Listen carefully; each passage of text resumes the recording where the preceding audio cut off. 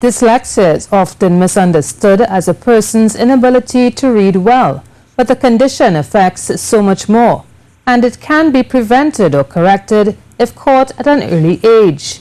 Neuropsychologist Dr. Tim Conway, a global advocate for combating dyslexia and other learning disorders, recently dispelled some of the common myths of dyslexia. Dyslexia is a learning disorder that affects a person's ability to read, spell, write and speak. Globally, 1 in 10 persons have some symptoms of dyslexia, such as slow reading, trouble spelling or mixing up words. It's a condition that can be identified early in life and can be addressed with proper intervention. Dr. Conway identifies what he believes is the #1 myth about dyslexia. Dyslexia is a neurodevelopmental disorder, and it just really means they have trouble with words.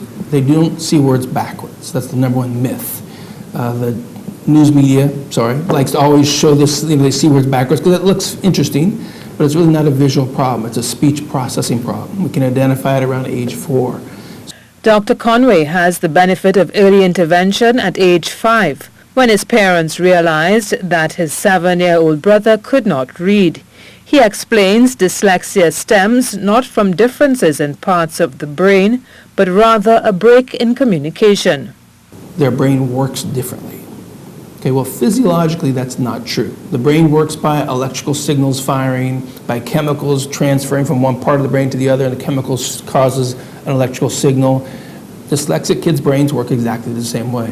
The difference is not the physiology of how it works. The difference is the efficiency of how this visual part's working with this auditory part, or this auditory part with this mouth part. These parts aren't communicating efficiently.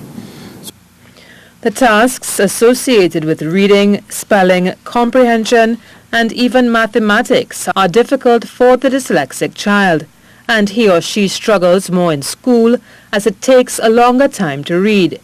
This can lower a child's self-esteem, but Dr. Conway says this doesn't mean a child with dyslexia is any less intelligent than their peers. So they work harder, they put in more effort, they struggle more, and their rate of learning is a bit of a flatter slope. Even though their IQ is up here, they're struggling to get their reading skills up to their IQ.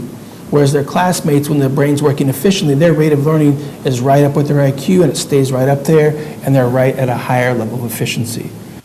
Research shows that dyslexia is not linked to a poor education, but rather it's a medical condition with a direct link to genes.